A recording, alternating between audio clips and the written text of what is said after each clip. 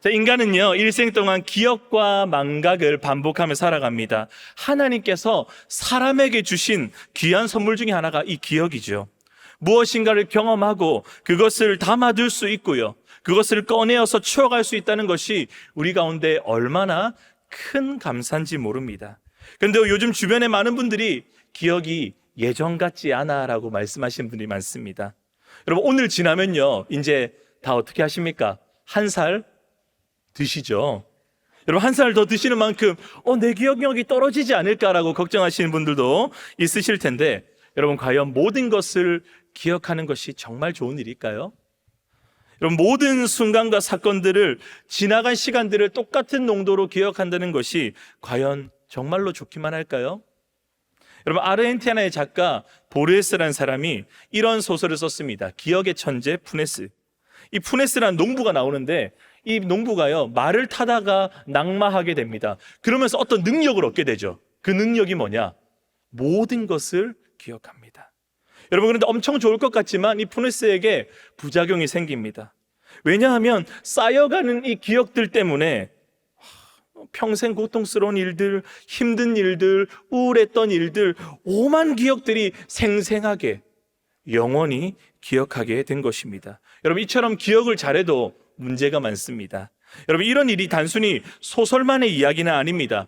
초인적인 기억력을 가졌던 이 사람에 대해서 신경 심리학적 분석을 담은 최초의 연구 보고서인 1987년도에 러시아의 신경학자 루리아 박사가 쓴 모든 것을 기억하는 남자라는 책이 있습니다. 여러분, 이 루리아 박사가요, 믿기 어려울 정도로 뛰어난 기억력을 가졌던 S라는 한 남자를 30년 동안 추적 관찰하는 내용입니다. 이 S는요, 아무리 많은 단어, 아무리 많은 사물들, 아무리 많은 숫자들도요, 빠르게 기억할 수 있었습니다. 여러분, 이렇게 대단한 기억력을 가졌던 이 S라는 남자, 우리 인류 역사에 대단한 어떤 발자취를 남겼을까요? 어떤 삶을 살았을까요? 그 기억력이 인류 역사에 어떤 영향력을 전혀 미치지 못했고, 그의 인생은요, 우리가 생각하는 간단한 일도 해내지 못할 실패자로 살았습니다. 여러분, 치킨 좋아하시죠?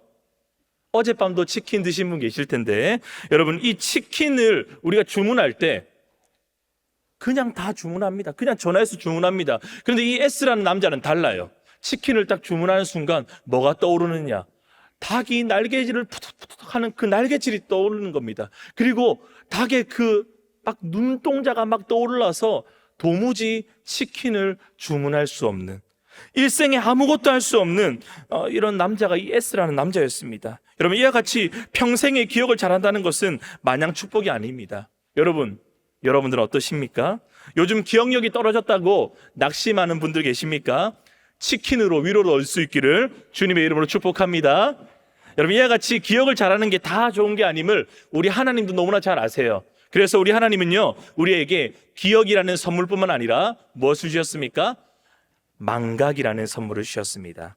여러분, 망각은 기억만큼 중요하다. 미국 코넬대 신경학과 노먼 랭킬 교수의 말이기도 합니다. 우리가 무엇을 기억하는 것도 중요하지만 잃어버리는 것도 정말 귀한 선물인지 모릅니다. 사실 우리의 삶에 언제나 햇빛만 가득한 것이 아니죠. 행복만 가득한 것이 아닙니다. 우리를 아프게 했던 수많은 시간도 있습니다. 잊어야 할 것들을 잊지 못하고 괴로워할 때도 있습니다. 과거에 받은 상처나 아픔을 잊지 못해 잠을 설치죠. 때때로 이런 분들도 만나지 않습니까? 과거의 발목을 잡혀서 현재를 불행하게 사는, 미래의 소망을 품지도 못하는 안타까운 경우도 우리는 종종 봅니다. 여러분, 이런 것들을 망각한다는 것이 얼마나 감사한 일입니까? 이와 같이 기억도 망각도 모두 하나님이 주신 귀한 선물입니다. 여러분, 그렇기 때문에 우리가 행복한 삶을 영위하려면 기억해야 할 것을 기억하고 잊어야 할 것을 잊을 때 가능한 줄 믿습니다. 오늘 말씀을 준비하면서요, 제가 요셉의 삶에서 계속 묵상했습니다. 우리는 흔히 이 요셉을요, 꿈과 연결 짓습니다.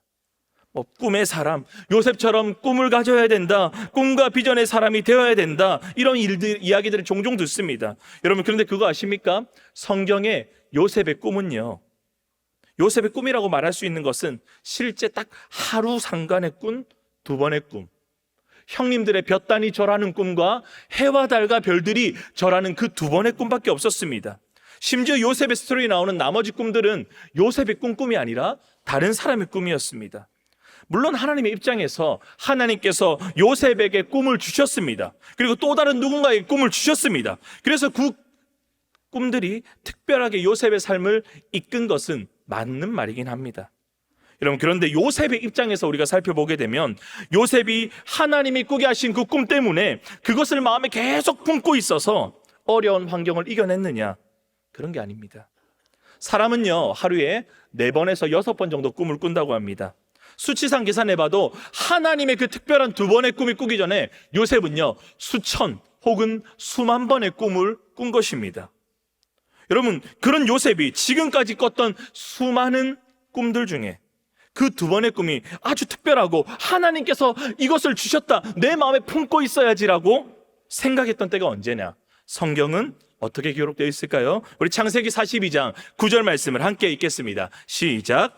요셉이 그들에게 대하여 꾼 꿈을 생각하고 그들에게 이르되 너희는 정탐꾼들이라 이 나라의 틈을 엿보려고 왔느니라. 아멘. 이 사실 총리가 되기 전까지 요셉의 삶은요, 하룻밤의 꿈도 생각하지도 못할 만큼 어려움과 상처들이요 켜켜이 쌓여져가는 그런 환경을 만났습니다. 이 꿈을 기억했을 때가 총리가 되고 나서였습니다. 기억할 여지가 없었습니다. 그 전까지는 너무 힘들었으니까, 너무 어려웠으니까. 여러분, 그렇게 요셉의 입장에서 꿈이 그를 이끈 게 아닙니다. 여러분, 저는 그런 확신을 가지고 그렇다면 무엇이 요셉의 삶을 이끌었는지 생각하면서 오늘 말씀을 보던 중에 바로 한 대목, 오늘 본문을 발견하게 되었습니다. 오늘 본문을 함께 읽어보도록 하겠습니다. 시작. 요셉이 애굽왕 바로 앞에 설 때에 30세라. 요셉이 그의 장남의 이름을 므낫세라 하였으니 하나님이 내게 내 모든 고난과 내 아버지의 온 집이를 잊어버리게 하셨다 하며 차남의 이름을 에브라임이라 하였으니 하나님이 나를 내가 수고한 땅에서 번성하게 하셨다 함이었더라. 아멘. 요셉이 총리가 되어서 결혼을 합니다. 그리고 2 아들을 낳습니다. 이름을 짓죠. 고대인들은 자기 자식의 이름을 통해 자신의 마음을 드러내기도 했습니다. 고대인뿐만 아니라 저희도 그렇죠. 저는 우리 목사님 덕분에 모찌 아버지라고 알려졌는데요, 저희 아들은 모찌가 아니라 하준입니다. 왜 그렇게 지었느냐? 하나님의 기준대로 살고 하나님께서 준비시킨 인생이라고 해서 하준이라 지었어요. 이와 같이 요셉의 아들들의 이름 안에도 바로 요셉 자신의 삶을 이끌어온 것을 발견할 수 있죠. 요셉의 인생이 담겨 있다고 할 수 있는 아들들의 이름 안에 꿈이라는 단어가 있을까요, 없을까요? 의미가 있을까요, 없을까요? 없습니다. 그럼 뭐가 있을까요? 아들들의 이름은 다 한 것 같아요. 요셉의 첫째 아들 므낫세는 잊어버렸다. 둘째 아들의 이름 에브라임은 2배의 번성이다라는 겁니다. 여러분, 이 2 아들의 이름이야말로 요셉의 입장에서 요셉 자신의 인생이 녹아든 기도의 제목이자 신앙 고백이었다라는 겁니다. 잊고 번성하고, 잊고 기억하고. 여러분, 요셉은 망각해야 될 것이 많은 이 삶의 순간은 지나왔습니다. 어릴 적 요셉이 겪었던 인생의 상처들을 보게 되면 요셉만큼 어려움을 겪었다고 말할 수 있는 사람이 이 자리에 별로 없을 것입니다. 여러분, 요셉의 같은 입장이 저와 여러분들이었다면 우리는 이것을 잊을 수 있을까요? 여러분, 우리가 상처를 기억하는 만큼, 남이 준 그 트라우마를 기억하는 만큼 영어 단어를 기억했으면 이곳에 계신 분들은 다 원어민이실 겁니다. 우리 1부 때 영어 예배부 목사님이 설교했는데 영어로 한 거 다 알아들으셨겠죠. 여러분, 그만큼 잊는 거요, 말처럼 쉬운 게 아닙니다. 그런데 요셉은 모든 걸 다 잊었다라고 고백합니다. 여러분, 말만 잊은 사람, 그리고 꽁하게 복수심을 막 품고 있는 사람, 여러분, 진짜 잊지 않았으면 아들의 이름을 그렇게 못 짓습니다. 왜 그럴까요? 아들 이름 부를 때마다 뭐가 생각나는 거예요? 그때 나 화나게 했던 사람, 그때 나 상처 줬던 사람, 그런 게 막 스물스물 올라오겠죠. 그럼 말뿐이 아니라 진짜 잊은 자의 여유, 진짜 다 망각했기 때문에 므낫세라고 고백할 수 있게 된 거죠. 거기서 끝나지 않습니다. 어려운 순간 가운데서 하나님을 기억한 요셉, 하나님이 그의 삶을 2배로 번성하게, 풍성하게 하셨습니다. 여러분, 그래서 둘째 아들의 이름을 에브라임으로 고백한 겁니다. 여러분, 이와 같이 하나님께서는 요셉에게 잊어버릴 걸 잊어버리게 하셨고, 하나님이 하신 일을 기억하게 하신 줄 믿습니다. 아멘. 여러분, 그래서 그의 삶을 풍성하게 바꾸셨다라고 고백할 수 있는 거죠. 요셉의 생애에 흐르는 이 신앙의 고백, 므낫세, 에브라임, 저와 여러분들도 그렇게 고백할 수 있기를 주님의 이름으로 축복합니다. 아멘. 여러분, 그런 마음을 담아서 일단 다른 사람을 차치하고 우리 자기 자신에게 이렇게 선포합시다. 이렇게 따라하겠습니다. 므낫세하고 에브라임 합시다. 므낫세하고 에브라임 합시다. 한 번 더 우리 자신에게 므낫세하고 에브라임 합시다. 므낫세하고 에브라임 합시다. 이제 옆에 분들 축복하시면서 전후좌우에 잘 있고 잘 기억합시다. 잘 잊고 잘 기억합시다. 여러분, 오늘 2023년도를 마무리하고 2024년을 맞이하는 시점입니다. 잘 기억하는 것도 은혜고 잘 있는 것도 은혜입니다. 오늘 귀하고 복된 주님의 날 잘 있고 잘 기억함으로써 주 안에서 행복을 누리는 저와 여러분들 될 수 있기를 주 예수님의 이름으로 축원합니다. 아멘. 그렇다면 먼저 우리가 어떻게 하면 잘 잊을 수 있을까요? 첫 번째입니다. 저를 따라하겠습니다. 잘 망각하려면 잘 해석해야 합니다. 잘 해석해야 합니다. 여러분, 요셉은 더 내려갈 곳이 있을까 싶을 정도로 하얀 곡선을 그리며 내려가는 인생의 길을 걸었습니다. 그리고 이런 요셉만큼은 아니라도 우리도 이런 상처들, 이런 어려움들을 다 경험했고 가지고들 있을 겁니다. 여러분, 부부싸움 하게 되면 종종 듣는 말 무엇입니까? 그때 당신이 이런 상황에서 이런 말 했잖아. 여러분, 그러면 우리 배우자가 뭐라 말할까요? 나는 기억이, 그러면 열불이 막 속에서 막 천불이 막 끓어오릅니다. 그럼 비단 부부관계만 그런 게 아닙니다. 우리 부모님들 자녀들을 위해서 지금까지 헌신하고 애를 씁니다. 부모로서 자식에게 매번 잘해주고 싶지만 그렇게 못하죠. 그래도 부모이기 때문에 10번 중에 8, 9번은 잘해주려고 애를 씁니다. 그런데요, 10번 중에 8, 9번 잘해줘도 우리 자녀들은 하나, 둘 못하면 앞에서 잘해준 거 싹 다 까먹습니다. 어쩌다 한 번 벌컥 화낸 순간을 더 잘 기억합니다. 여러분, 왜 우리는 이런 것들만 잘 기억할까요? 우리의 뇌에는요, 기억을 관장하는 해마라는 부분이 있습니다. 여러분, 오감을 통해서 뇌에 이 해마에 정보들이 막 들어오게 되는데, 해마에서 이 어떤 기억 정보를 장기 기억으로 둘 것인가, 아니면 금세 잊어버리게 할 것인가라는 결정을 하게 되는데, 그 결정적인 기준이 뭔지 아십니까? 바로 감정입니다. 감정. 여러분, 어떤 일에 있어서 내가 큰 감정을 느끼면 장기 기억으로 간다, 이 말입니다. 자, 여러분, 지난 일주일의 삶 한번 돌아보세요. 여러분들이 좋은 감정을 느낀 일이 많습니까? 아니면 좋지 않은 감정을 느낀 일이 많습니까? 안타깝게도 여러분들 표정을 보니까 안 좋은 일이 조금 더 많으신 것 같아요. 그죠? 여러분, 슬픔이나 분노 등 이 상처를 유발하는 이런 감정들을요, 더 많이 느끼는 게 대부분의 인생입니다. 그러다 보니까 그런 게 더 많이 기억되는 거죠. 지워지지 않습니다. 그리고 더 나아가서 그게 해소가 되지 않으면 나이가 들면 들수록 좋지 않은 기억만 남는다고 합니다. 이 말 들으니까 왜 여러분들의 배우자나 자녀가 싸울 때마다 옛날 일 꺼내는지 이제 아시겠죠? 감정이 해소가 안 돼서, 이 감정이 캐캐묵은 감정이 해소가 안 되니까 그것만 기억하는 거예요. 여러분, 그런데 요셉은 좀 다릅니다. 오늘 그가 어떻게 고백했는지 우리 51절 말씀을 다시 한번 읽어보겠습니다. 시작. 요셉이 그의 장남의 이름을 므낫세라 하였으니 하나님이 내게 내 모든 고난과 내 아버지의 온 집이를 잊어버리게 하셨다 하미요. 아멘. 이 말씀 보면서 이렇게 생각하시는 분이 있어요. 아유, 목사님, 저도 요셉만큼 잘 되면 총리도 되고 막 힘도 가지고 그렇게 되면 해소되고 잊을 수 있죠. 맞습니다. 요셉은 당시에 이 애굽이라는 거대한 제국의 2인자로 서게 됐습니다. 역사상 있을 수 없는 일 아닙니까? 노예에서 죄수로 정말 바닥의 바닥으로 갔는데 이 죄수가 총리가 되었으니 말입니다. 여러분, 이렇게 잘 됐으니 해소도 할 수 있다라고 이야기하실 수 있죠. 여러분, 그런데 성경을 아무리 봐도 요셉은 소위 잘 나간 후에 내가 이제 힘을 가져가지고 내 억울하게 만든 사람 다 해소할 수 있는 힘을 가지고 난 총리가 되고 나서 해소가 되었다라고 성경은 말하고 있지 않습니다. 이것은 대단히 중요한 문제입니다. 17세의 이 어린 나이에 애굽으로 팔려가게 되죠. 이방 땅에서 13년의 거친 세월을 보내게 됩니다. 자신을 낳아준 엄마는 동생을 낳다가 돌아가시죠. 집안에 또 다른 엄마들이 있습니다. 이복 형제들이 10명이나 됩니다. 형들이 자신을 미워합니다. 그래서 노예로 팔아버리죠.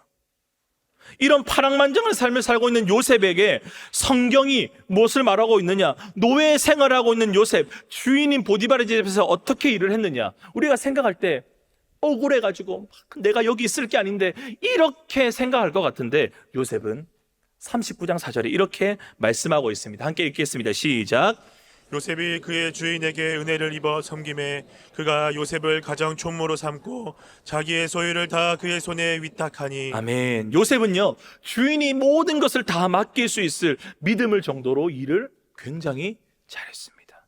마치 진짜 가족들에게 버림받고 노예로 팔려온 사람이 맞나 싶을 정도로, 상처가 있는 사람이 있나 싶을 정도로 굉장히 일을 잘했습니다. 그러다가 모함을 당해서 결국 감옥살이까지 하잖아요. 노예에서 조금 자리 좀 잡나 싶었는데 누명을 써서 죄수가 됩니다. 매일 억울해가지고 막 눈물을 흘릴 것 같은데, 거기서도 어떻게 되느냐? 사람들을 굉장히 잘 서포트합니다. 잘 섬깁니다. 간수장이 그래서 제반의 모든 사무들을 다 맡기고 거기 있는 모든 죄수들을 돌볼 수 있도록 모든 것을 다 맡겨버리죠. 그리고 자기도 별반 없을 바 죄수인데도 불구하고 다른 죄수에게 당신은 복직될 것 같다라고 용기도 주고 힘도 줍니다. 여러분, 진짜 억울하게 죄수가 되었고 진짜 자신의 억울함을 풀 기회를 놓쳤음에도 불구하고요, 요셉은요, 원망의 빛이 전혀 보이지 않아요. 진짜 죄 짓고 들어온 것 아닌가 싶을 정도로 진짜 그렇게 죄수 생활도 잘해요. 지금까지 요셉의 행동들을 보게 되면 상처가 전혀 없는 사람처럼 보입니다. 해소할 때라고는 전혀 찾아볼 수 없는 인생의 진흙 구덩이 가운데, 바닥 가운데 치고 있는 이 노예 생활, 죄수 생활 아닙니까? 근데 바로 거기에서 요셉은 모든 걸 다 해소하고 다 이미 잊었다라고 성경은 우리에게 가르쳐 줍니다. 여러분, 잘 돼서 잊은 게 아닙니다. 내가 잘 풀려서 잊은 게 아니에요. 여러분, 그럼 어떻게 요셉이 그럴 수 있었을까요? 요셉이 노예로 있을 때, 죄수로 있었을 때 그의 상이 가장 어두웠던 그 순간, 반복적으로 나타나는 표현들을 통해서 우리는 힌트를 얻을 수 있습니다. 우리 두 구절 말씀 읽어보겠습니다. 시작. 여호와께서 요셉과 함께 하심으로 그의 주인이 여호와께서 그의 함께 하심을 보며. 우리 다음 말씀. 간수장은 그의 손에 맡긴 것을 무엇이든지 살펴보지 아니하였으니 이는 여호와께서 요셉과 함께 하심이라. 아멘. 여러분, 반복되는 말씀 뭡니까? 여호와께서 함께 하셨다. 함께 하셨다. 여러분, 어쩌면 별 특별할 것 없는 상투적으로 늘 듣는 신앙적 표현 같죠. 왜냐하면 예수님을 믿음으로 고백하는 자 모두에게는 성령 하나님께서 내주하시기 때문입니다. 여러분, 그래서 날마다 성령께서 저와 여러분들의 심령 가운데 함께 하심을 믿을 수 있기를 축복합니다. 아멘. 여러분, 우리와 요셉이 별반 다를 바 없어요. 요셉에게 뭐 특별한 게 해주신 게 없습니다. 요셉의 하나님이 내 하나님이고 요셉과 함께 하신 하나님이 지금 우리와도 함께 하십니다. 믿으십니까? 아멘. 여러분, 그런데 진짜 아멘이세요? 여러분 삶 가운데 해소할 것이 단 하나도 없는 그런 순간을 만난다고 할지라도 아멘이십니까? 비단전 비치지 않는 짙은 어둠 가운데, 광야를 걸어가는 그 인생의 여정들 가운데 의지할 것 하나 없는 그 순간, 그때도 하나님이 함께 하신다는 것을 정말 믿으실 수 있으세요? 사랑하는 여러분, 요셉은요, 내 눈앞이 캄캄해 아무것도 보이지 않는 그 순간, 그럼에도 불구하고 여호와께서 여전히 나와 함께 하신다. 그 깊은 어둠을 통과하면서도 요셉은 그렇게 해석할 줄 알았습니다. 여러분, 그게 믿음입니다. 요셉은 문제 앞에 철저히 자신의 삶을 여호와 하나님으로 믿음으로 해석할 줄 알았습니다.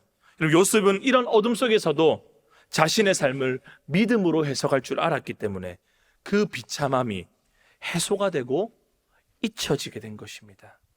여러분, 이렇게 하나님으로 이 어려운 순간 가운데서도 잘 해석한 요셉, 뭐 해주지 않아도 하나님을 신뢰하고 하나님으로 자신의 삶을 해석할 줄 아는 요셉 정도 주님 보시기에 참 마음에 드시지 않겠습니까? 저는 요셉을 보면서 꿈이 아니라 어쩌면 이런 요셉을 귀하게 보신 하나님께서 총리로 세우셨다라고 생각이 되어집니다. 여러분, 정말 그럴지 소위 우리가 요셉이 잘된 후의 삶 그 한 조각도 한번 살펴보자고요. 요셉이 애굽의 2인자가 되었습니다. 보통 사람들은 권력을 지게 되면 어떻게 될까요? 올해 굉장히 주목받았던 드라마가 하나 있습니다. 더 글로리라는 드라마입니다. 여러분, 학교 폭력으로 막 이렇게 얼룩진 각오를 향해서 복수를 하는 통쾌함이 가득한 드라마인데요. 여러분, 이런 카타르시스, 이건 인간의 본능입니다. 여러분, 우리가 요셉이라면 이제 내가 총리가 되었다면 명예 회복을 하고 싶겠죠. 누명을 씌웠던 그 보디발의 안에 잡을 겁니다. 저기 나를 노예 생활했던 형들을 다 잡아와가지고 복수하고 안갚할지 모릅니다. 여러분, 일반적인 사람은 그렇게 하는 게 당연합니다. 근데 그 모든 것을 이미 잘 해석하고 잊은 요셉, 어떻게 말하느냐? 창세기 45장 7절과 8절에 이렇게 말씀합니다. 읽겠습니다. 시작.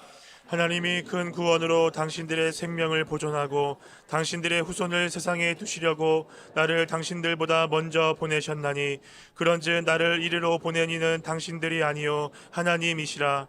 하나님이 나를 바로에게 아버지로 삼으시고 그 온 집의 주로 삼으시며 애굽 온 땅의 통치자로 삼으셨나이다. 아멘. 이때가 총리로 된 이 요셉 앞에 하나님의 꿈대로 모든 형제들이 엎드려 절할 때입니다. 여기서 주목해야 될 표현, 이미 요셉이 이미 있고 이미 해소되었다라는 것을 보여주고 있는 표현이 말씀에 나와 있어요. 우리 표시된 부분 보세요. 하나님이, 당신들이 나를 보낸 게 아니라 하나님이 나를 보내셨다. 그러면서 추가적으로 뭐라 말씀합니까? 그런즉 나를 이리로 보내신 이는 당신이 아니라 하나님이시다. 하나님. 요셉이 어떻게 해석하고 있습니까? 해석의 주어가 철저히 무엇입니까? 하나님이 하셨다라는 겁니다. 여러분, 요셉은 자신의 인생에 대한 이 해석의 주어를 어떤 상황을 만나도 언제나 다른 사람에게 돌리지 않았습니다.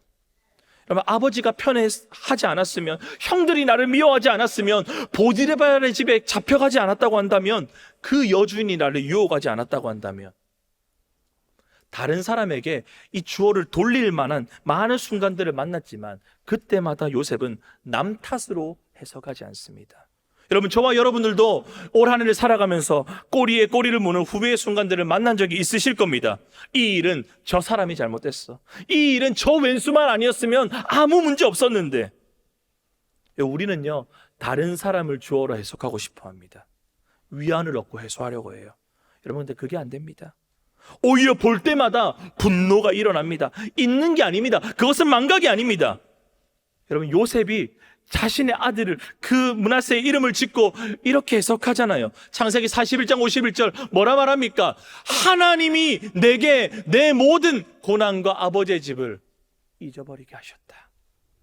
내가 총리가 돼서 내가 잘 나가서 잊은 게 아니라는 겁니다. 하나님이 자신의 삶을 하나님으로, 믿음으로 재해석한 것입니다. 여러분, 사실에 대해서 어떻게 해석하느냐? 사람은 해석에 따라 움직이게 되어 있습니다. 우리 인생도 마찬가지입니다. 인생을 어떻게 살았는지도 중요하지만 지금껏 살아온 올 2023년도를 어떻게 해석하느냐? 그것이 더 중요한 질문입니다. 1862년 프랑스의 작가 빅토르 위고가 쓴 소설로 국내에는 장발장으로 알려진 레미제라블이 있습니다. 영화로도 개봉되었죠. 여러분, 이 영화 레미제라블에서 주인공 장발장이요, 빵 한 조각 때문에 19년을 감옥살이 합니다. 너무 억울한 나머지 5번의 시도 끝에 탈옥을 하게 되죠. 그런데 이 탈옥수가 생활 녹록치 않습니다. 자신을 쫓아다니는 사람들이 있기 때문에 도망치며 살아야 했습니다. 그런데 그러던 어느 날 혹사당하는 코제트라는 어린 여자아이를 만나게 됩니다. 그러면서 이 장발장이 그 여자아이를 입양해서 딸로 키우죠. 오랜 시간이 흘러서 이 딸 코제트가요, 한 청년을 만나서 사랑에 빠져서 결혼을 하려고 할 때 이 젊은 딸의 커플 앞에서 인생의 마지막을 맞이하는 이 장발장이 이렇게 말합니다. 나는 지금 평화롭게 죽을 수 있구나. 왜냐하면 나의 인생은 축복받은 인생이기 때문이다. 여러분, 우리가 아는 장발장의 고백은 전혀 거리가 멉니다. 그의 인생은 축복은커녕 저주받고 불우한 인생입니다. 그래서 레미제라블이라는 이 제목도 본디 비참한 사람들이라는 뜻입니다. 누명을 써서 쫓기는 도망자로 살아있던 이 비참한 인생 장발장. 그러나 그의 마지막 고백은 비참함이 아니라 축복이었습니다. 역설적으로 자신의 인생을 해석한 것이죠. 여러분, 이런 재해석이 오늘 2023년도를 지나온 저와 여러분들 가운데 필요하지 않으시겠습니까? 2024년이라는 이 사실적 시간이 거의 다 지나갔습니다. 이제 몇 시간 안 남았습니다. 그러나 아직 늦지 않은 것은, 물론 요셉처럼 일찌감치 그렇게 해석하시면 좋았겠지만 아직 늦지 않았습니다. 왜 그렇습니까? 아직 2023년도이기 때문입니다. 남은 2023년도 여러분들 가운데 다시 해석해야 될 그 일은 무엇입니까? 여러분 속에서 털어내야 될 문제는 무엇입니까? 여러분, 잊어야 될 것들을 믿음으로, 하나님으로 잘 해석하는 은혜가 저와 여러분들 가운데 있기를 소망합니다. 아멘. 그래서 2023년 여러분들이 넘어졌던 자리 가운데 괴롭고 힘들고 잘해졌던 그 자리를 툴툴 털고 일어나 요셉과 같이 므낫세의 복, 잘 망각하게 하시는 은혜를 풍성히 누릴 수 있기를 주 예수님의 이름으로 축원합니다. 아멘. 우리에게 이런 망각의 은혜도 필요하지만 또 어떤 은혜가 필요할까요? 잘 기억하는 은혜도 필요합니다. 52절 말씀인데요, 같이 읽겠습니다. 시작. 차남의 이름을 에브라임이라 하였으니 하나님이 나를 내가 수고한 땅에서 번성하게 하셨다 함이었더라. 이 에브라임의 뜻이 2배의 번성이라고 말씀드렸는데, 히브리인들이 양을 칠 때요, 양이 새끼를 베죠. 당연히 한 마리가 나올 것이라고 생각합니다. 근데 그때 2마리가 나왔을 때 기분이 짜릿하겠죠. 그때 히브리 목자들이 뭐라 말하느냐? 에브라임이라 외칩니다. 오늘 댁에 가셔서 계란 후라이를 하기 위해서 냉장고를 엽니다. 그래서 계란 하나를 가지고 탁 깹니다. 근데 후라이팬에 계란 노른자가 하나가 아니라 2알이다. 쌍난이 나왔다. 그때 어떻게 하셔야 된다고요? 에브라임. 내가 생각했던 것보다 훨씬 많고 넘친다. 그 이상의 결과가 나올 때 예스간을 버리십시오. 아싸, 재수? 예수 믿는 사람 재수가 어디 있습니까? 그죠? 꼭 에브라임이라 외칠 수 있기를 축복합니다. 여러분, 생각해 보세요. 당시 문화를 보게 되면 재수가 총리로 되는 이 일 말도 안 됩니다. 그런데 이 에브라임의 복으로 말미암아 요셉은 장애물을 뛰어넘는, 뚫어내는 은혜를 경험했습니다. 한계가 넓혀지는 은혜를 경험했습니다. 지경이 넓어지는 은혜가 있었습니다. 요셉의 이 잿더미 같은 인생 가운데 일으킨 그런 에브라임의 은혜가 저와 여러분들 가운데 임하기를 축복합니다. 아멘. 여러분, 그럼 구체적으로 이런 축복과 번성의 복, 에브라임의 복을 어떻게 받았을까요? 따라하겠습니다. 잘 기억하면 잘 기억하면 풍성함을 따라옵니다. 풍성함은 따라옵니다. 한 번 더, 잘 기억하면 잘 기억하면 풍성함은 따라옵니다. 풍성함은 따라옵니다. 이 에브라임의 복을 받을 수 있도록 요셉이 무엇을 잘 기억했을까요? 요셉은 어려운 순간 가운데서도 시시때때로 부으시는 하나님의 은혜, 받은 은혜를 잘 기억했습니다. 여러분, 한 코미디언이 이런 말을 했습니다. 인생은 멀리서 보면 희극이고 가까이서 보면 비극이다. 근데 요셉은 좀 바뀌었어요. 총리가 되기 전에 요셉의 삶을 멀리서 보게 되면 비극도 그런 비극이 없습니다. 그런데 그 비극의 틈바구니를 풀어 헤쳐서 들어가서 그의 삶을 가까이서 보게 되면 뭐가 보일까요? 하나님의 은혜가 계속 부어지고 있는 것을 우리가 보게 됩니다. 말씀 두 군데 한번 읽어볼까요? 자, 읽어보겠습니다. 시작. 그가 형통한 자가 되어 그의 주인이 또 여호와께서 그의 범사에 형통하게 하심을 보았더라. 여호와께서 요셉을 위하여 그 애굽 사람의 집에 복을 내리심으로 여호와의 복이 그의 집과 밭에 있는 모든 소유에 미친지라. 우리 한 구절 더 있습니다. 읽어보겠습니다. 시작. 간수장은 그의 손에 맡긴 것을 무엇이든지 살펴보지 아니하였으니 여호와께서 그를 범사에 형통하게 하셨더라. 여기서 형통이란 말들이 계속 반복돼요. 이 형통을 영어 성경에 보니까 success라는, 우리가 잘 아는 성공으로 번역하는 단어로 말하더라고요. 요셉이 성공적인 삶을 살았습니다. 근데 이 성공과 형통이 주어질 때가 언제입니까? 노예 때, 죄수일 때, 그때 성공했습니다. 아멘이십니까? 아멘이 왜 이렇게 작죠? 여러분, 그게 별로 성공이고 형통으로 우리는 여기고 싶지 않기 때문에 그래요. 그게 은혜 안 같아서 그래요. 은혜면 좀 은혜답게, 하나님 좀 통 크게 쓰셔가지고 노예 생활에서 해방돼서 가족에게 돌아가게 하시든가, 아니면 억울한 누명 쓸 때 짠 하고 막 해결해 주시든가 그러면 좋은데, 그게 은혜지. 근데 요셉은요, 이 고난 가운데서 고난이 당장에 해결되지 않는 순간이라고 할지라도 그 고난의 틈바구니에서 하나님이 여전히 나에게 은혜를 베풀고 계신다, 형통하게 하신다는 사실을 그도 알았고 그 주변의 사람도 알았습니다. 여러분, 그런 상황에서 은혜 베푸시는 주님의 형통, 그 형통의 기억, 은혜 받았던 기억을 요셉은 꽉 붙들었던 거예요. 그 아무리 억울한 상황이 와도 요셉은 이 은혜의 기억을 꽉 붙잡고 상황 속에 함몰되지 않았던 것입니다. 결국 형통하게 하실 것이라는 이 받은 은혜에 대한 기억, 이것이 요셉의 삶을 이끌어갔습니다. 여러분, 이 받은 은혜에 대한 기억으로 어려움을 돌파했던 성경의 또 다른 인물 다윗입니다. 다윗이 왕이 됩니다. 신하들에게 물어봅니다. 사울 왕의 후손이 있느냐? 찾아보니까 므비보셋이라는 사람이 있더라고요. 근데 이 므비보셋이요, 다윗 몰래 조용히 살았습니다. 왜냐하면 이미 자신의 할아버지 아버지는 죽었으니까. 근데 이 다윗이 찾게 됐다는 소식을 듣자 어떤 생각을 했을까요? 야, 나 이제 죽었다. 우리 할아버지 사울이 그렇게 다윗을 괴롭혔다는데 어떡하지? 라고 했는데 이 므비보셋의 생각과 전혀 달랐습니다. 다윗은요, 사울 왕의 모든 토지를 주고 왕의 식탁에서 밥을 먹게 합니다. 왜 그럴까요? 다윗은요, 10년 동안 도망치는 삶을 살았습니다. 여러분, 이런 도망치는 삶 가운데서 다윗을 위로했던, 다윗에게 은혜를 줬던 한 사람이 바로 사울의 아들 요나단이었습니다.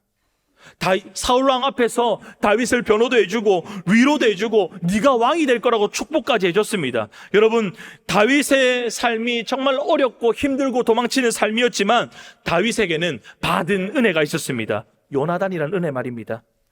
여러분, 그 은혜로 말미암아 왕이 되었을 때 므비보셋에게 흘려보낸 거죠. 왜냐? 어려운 시절 가운데 요나단에게 받았던 그 은혜로 다윗이 버틸 수 있었기 때문입니다. 올 한해 2023년 저와 여러분들에게 이들과 같이 삶을 지탱하고 이끄는 받은 은혜가 분명히 있는 줄 믿습니다. 아멘. 여러분, 여러분 삶의 틈바구니 가운데 주님께서 보셨던 그 은혜를 세워보고 기억할 수 있기를 주 예수님의 이름으로 축복합니다. 아멘. 아멘. 사랑하는 성도 여러분, 오늘 요셉은요, 하나님이 주신 삶을 기억함으로 풍성함을 누리며 살았습니다. 여러분, 2024년 지나오신 여러분들 참 수고 많으셨습니다. 2023년도 쉽지 않았지만 기억하십시오. 여러분들이 주셨던 그 받은 은혜, 주신 은혜를 잘 세워보시고 기억할 수 있기를 축복합니다. 아멘. 그래서 두 배의 풍성과 번성, 에브라임의 복을 누리는 2024년도가 될 수 있기를 주 예수님의 이름으로 소망합니다. 아멘. 오늘 말씀을 정리하도록 하겠습니다. 오늘은 12월 31일입니다. 공휴일도 아니고 절기도 아닌데 왠지 이날만 되면 우리의 마음이 싱숭생숭하고 막 몽글몽글해집니다. 2023년도를 마무리하고 새로운 시간을 맞이하기 때이기 그렇습니다. 여러분, 2023년도 어떠셨습니까? 망각해야 될 것이, 기억할 것이 분명히 있지 않으십니까? 2023년도 우리 마음 그 한켠에 켜켜이 쌓였던 이 연약함과 부족함을 주님 안에서 잘 해석하고 똘똘마리해서 잘 잊어버릴 수 있기를 주 예수님의 이름으로 축복합니다. 아멘. 그리고 주님께서 지금까지 저와 여러분들에게 주셨던 그 받은 그 은혜와 사랑의 기억들을 우리 마음 가운데 가득 채워서 새롭고 풍성한 2024년도를 향해 달려가는 저와 여러분 될 수 있기를 주 예수님의 이름으로 축원합니다. 아멘. 아멘.